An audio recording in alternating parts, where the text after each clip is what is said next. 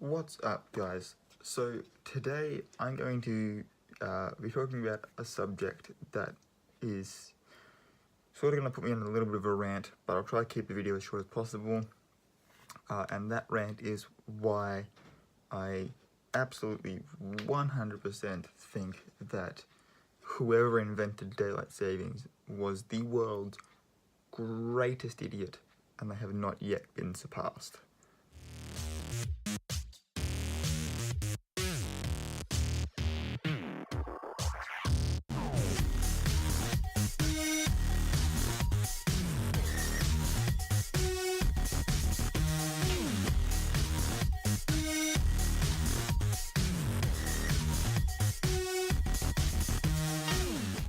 Okay, so I've got a little web page here that is going to help me bust a few myths about daylight savings, and I will try to not read from it as much as possible, but there are some interesting points that it brings up.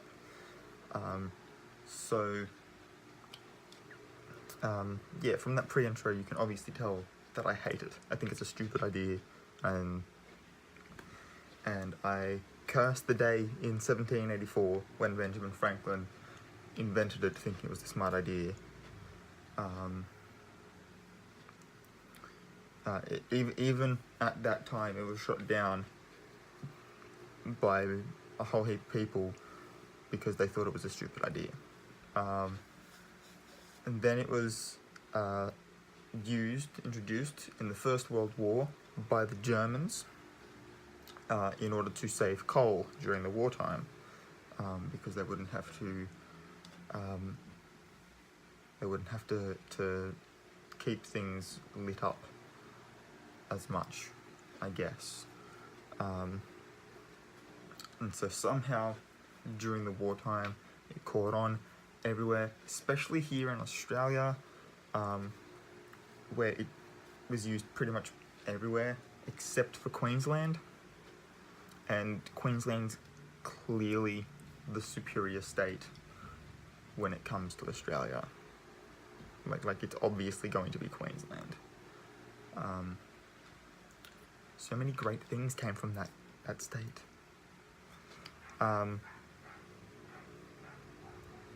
Some supporters say that daylight savings helps save energy, promotes a healthy lifestyle, and reduces traffic accidents.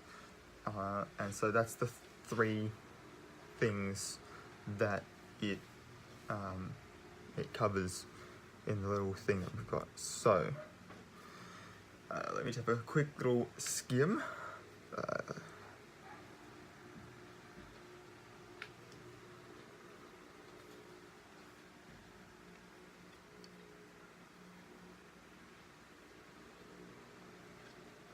Okay, so when the Germans introduced it to lower their fuel costs, the idea was that by changing the clocks, it would reduce the use of artificial lighting in the evening, even though it would increase it in the morning, that the decrease in the evening would outweigh the increase in the morning, and therefore you would save energy, which is fine, but it also was a century ago, where more recent studies have pointed out that at best, daylight savings might reduce electricity usage by 1%. 1% during the first months that it's used in, which it says here is March and April for the US, and I'm just trying to do the mental maths in my head as to what months that is. I think that's September and October in Australia. So it's 1%.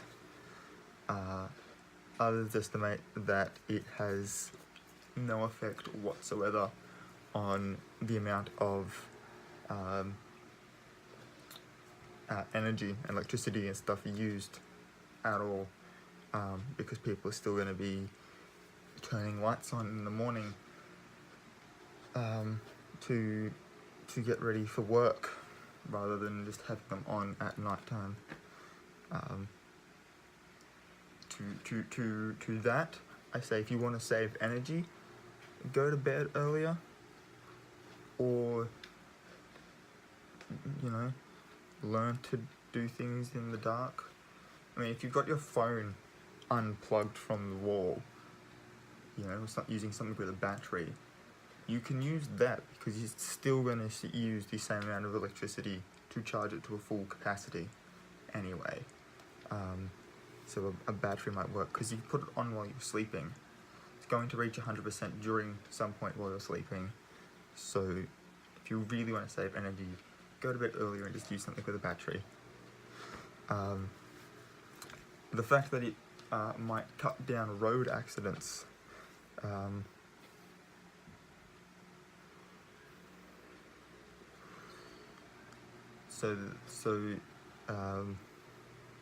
Many people point to that as a fact, that it reduces the incidence of road traffic accidents. I think that that's a good reason to keep using the system, despite the fact that there has been data collected surrounding the issue that disagrees just completely. Some studies show that it makes no difference at all, while others suggest that a 0.7% reduction in traffic accidents during daylight savings time, which in the grand scheme of things probably means like 1. It reduces it by 1. And when the data is that limited, it's not enough to base a decision on. Like, you save 1 person from getting into a car accident. I mean, sure, but at the same time, my tablet's about to die. That's what it's doing. I don't know what you're doing, tablet, but you need to cut it the fuck out right now.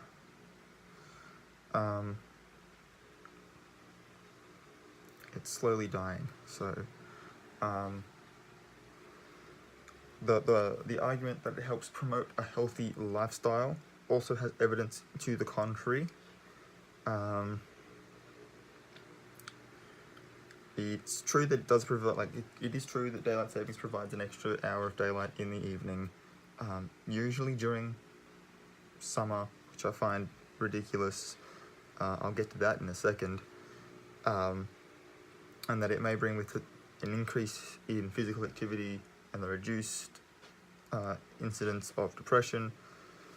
But there is also evidence that changing the clock back an hour can have a detrimental effect on our health, because it disrupts our circadian rhythms and our sleep patterns.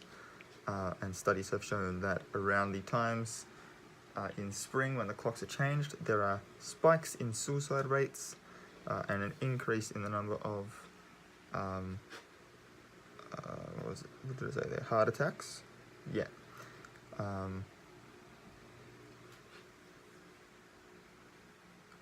It also says here that in 2005, when Kazakhstan just completely left daylight savings in the past, it actually cited health reasons among its reasons.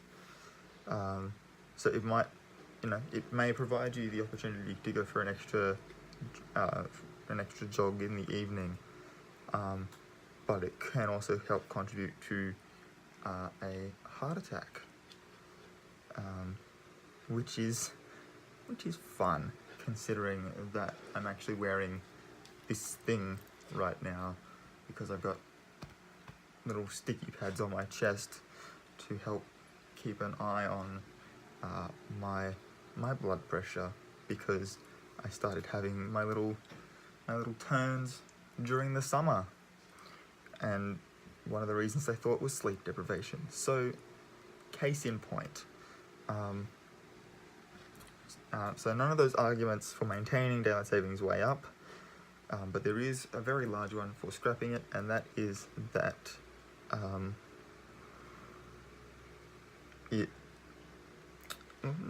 what an interesting reason. I hadn't even thought of that. Apparently it causes the US to lose billions of dollars every year It damages retail, affects the stock market in a negative way, and even disrupts agriculture, because cows don't apply themselves and work to our 9 to 5 lifestyle, no matter when that 9 to 5 starts or finishes. Cows do what they want to do when they want to do it, because they're cows. You can't make plants grow any faster during the day so that you can go for an extra jog in the afternoon. So many things I hadn't even thought of. Here I was just thinking about myself. And so a century ago, we didn't have this data to tell us whether or not it made a real measurable impact. So it was acceptable to run with it because for all we knew it was useful. But now we know better, we know that it sucks, and we know we need to get rid of it. I did say that I'd get to the point of it providing an extra hour of daylight in the evenings, and I think that if anything, the best time for that to go would be in winter, because obviously it's no secret that the days are warmer than the nights because of the sun's heat. So if you put that in winter to help make the winter days, which are shorter in comparison to summer days, if you gave it to winter to extend it, it would allow you to sort of keep a similar after sunset, go to bed sort of rhythm, while at the same time giving you an extra hour of warmth in winter, where you're not having to use extra power to warm your house.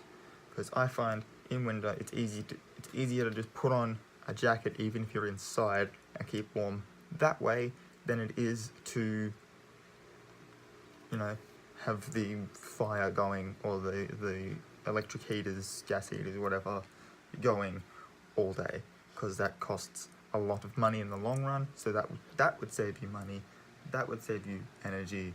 I think, if anything, that's where daylight savings should be, if it has to exist at all.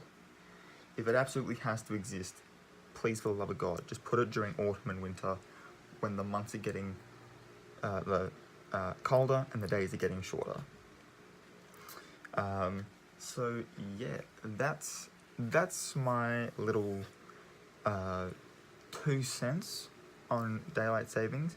I'm really glad that it ended yesterday, because